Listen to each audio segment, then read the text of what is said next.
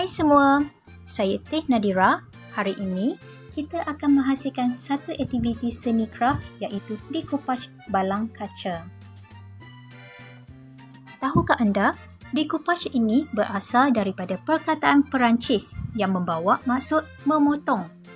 Ia merupakan salah satu aktiviti seni kraft yang sering menggunakan teknik potongan mengikut bahan-bahan tertentu seperti tisu bercorak. Kemudian, ditampalkan pada objek dan seterusnya disapukan cat untuk menghasilkan kesan seperti yang diingini. Apabila semua proses tersebut telah pun siap, objek tersebut pula akan disapukan dengan varnish ataupun sealer supaya ia lebih terjaga dan kalis air. Jom kita lihat bahan-bahan keperluan bagi menghasilkan decoupage balang kaca. Bahan utama dalam aktiviti seni kraft yang akan kita menggunakan sepanjang proses ini ialah balang kaca. Selain itu, kita perlukan juga gunting, mouthwash gum, sealer dan tisu bercorak mengikut kesesuaian ataupun pilihan masing-masing. Seterusnya, pelbagai jenis dan saiz berus, pelbagai jenis dan saiz span, jarum timbulan bermata bulat dan juga palette. Akhir sekali, pelbagai warna akrilik yang bersesuaian yang akan diguna pakai dalam aktiviti ini. Di sini, saya menggunakan warna kuning, hijau, merah dan putih. Langkah pertama, gunakan tisu untuk membersihkan keseluruhan permukaan balang kaca dengan bersih.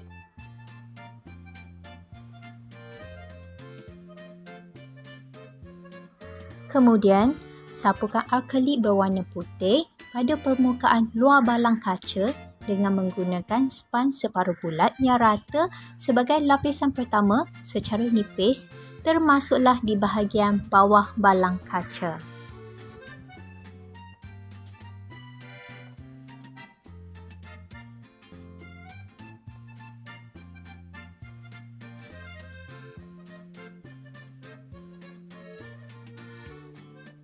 Jangan lupa, pastikan anda juga sapukan akrilik berwarna putih pada penutup balang kaca ini.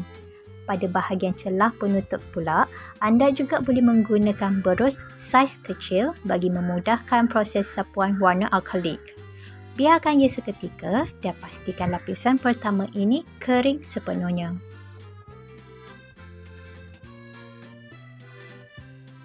Setelah lapisan pertama tadi telah kering sepenuhnya, anda perlu mengulangi langkah tadi sebagai lapisan kedua iaitu membuat sapuan akrilik berwarna putih pada bahagian permukaan luar balang kaca sehingga mendapatkan permukaan putih yang lebih rata seperti yang diingini.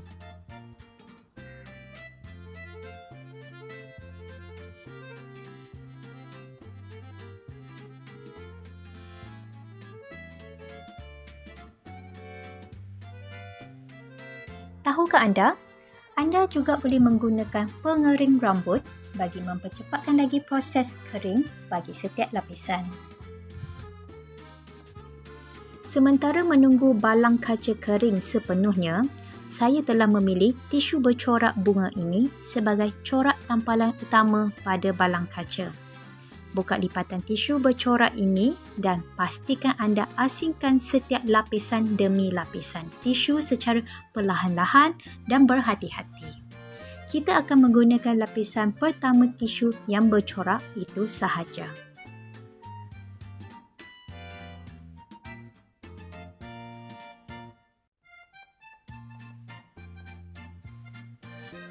Seterusnya, potong tisu bercorak ini mengikut kehendak yang ingin diletakkan pada permukaan kaca. Saya mengguntingkan corak bunga dengan membiarkan ia sedikit ruangan putih di sekeliling bunga tersebut.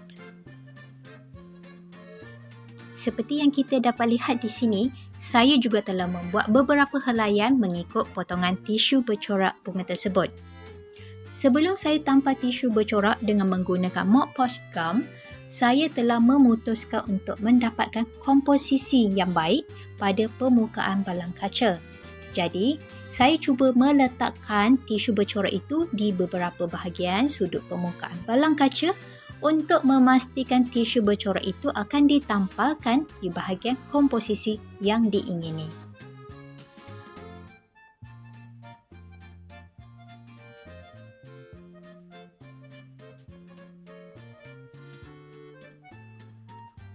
Kemudian, sapukan mop wash gum dengan berus secara nipis pada permukaan balang kaca.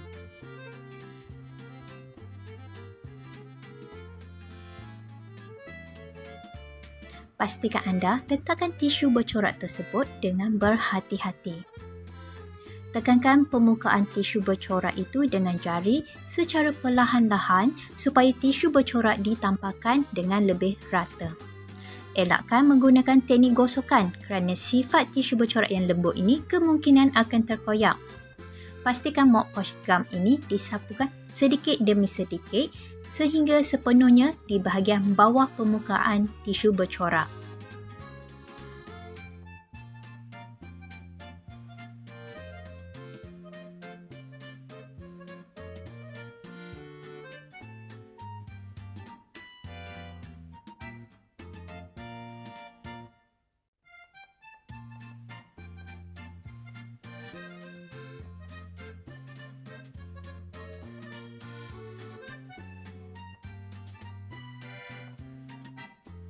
Sekiranya mempunyai lebihan tisu bercorak yang tidak digunakan seperti ini, gunakan sahaja gunting untuk memotong selebihnya.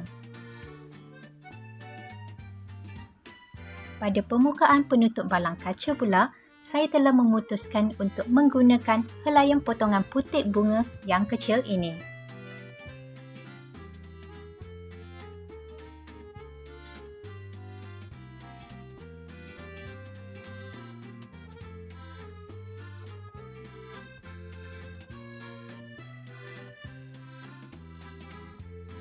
Saya juga telah menampalkan tisu bercorak bunga yang sama di bahagian permukaan kosong ini supaya sekeliling balang kaca ini akan diserlahkan lagi dengan bunga-bunga yang besar.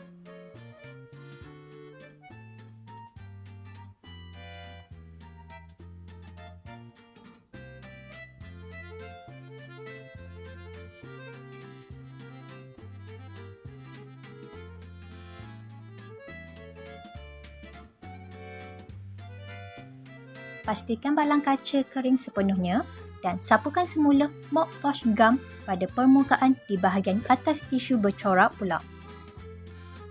Ini adalah kerana untuk menutupkan permukaan atas tisu itu dengan lebih terjaga.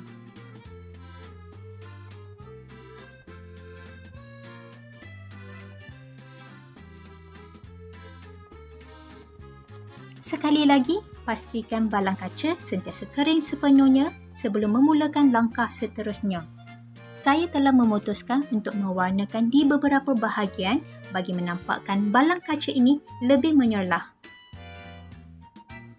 Pertama, saya sapukan akrilik berwarna hijau dengan menggunakan berus mata lepeh di bahagian yang diingini secara rata sebagai latar belakang.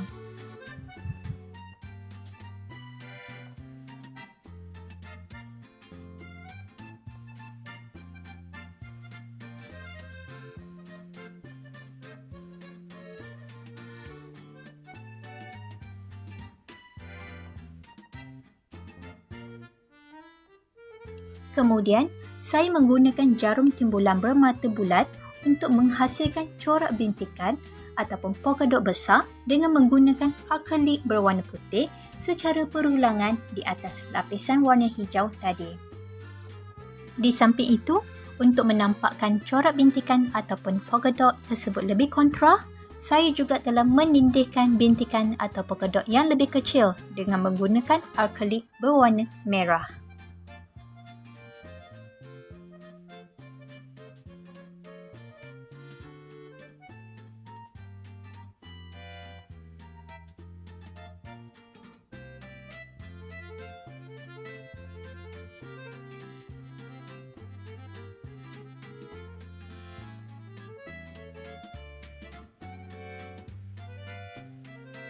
Di bahagian penutup balang kaca pula, saya memilih akrilik berwarna kuning untuk menghasilkan corak bintikan secara berulangan.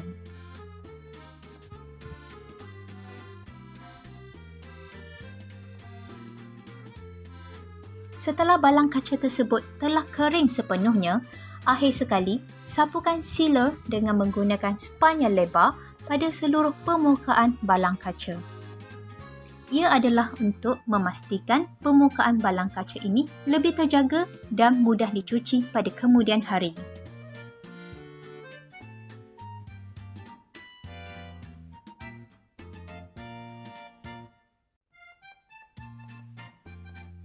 Inilah hasil decoupage balang kaca yang telah siap dan kering sepenuhnya. Di sini, kita boleh lihat decoupage balang kaca ini daripada pelbagai sudut yang telah siap. Jadi, apakah fungsi yang boleh digunakan pada decoupage balang kaca ini?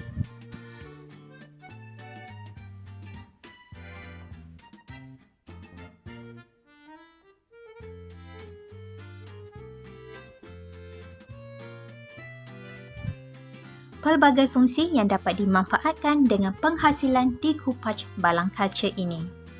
Di sini, saya juga ingin berkongsi beberapa penghasilan decoupage balang kaca yang telah saya buat pada sebelum ini dengan menggunakan pelbagai tisu bercorak yang berbeza untuk mendapatkan kelainan pada setiap balang kaca.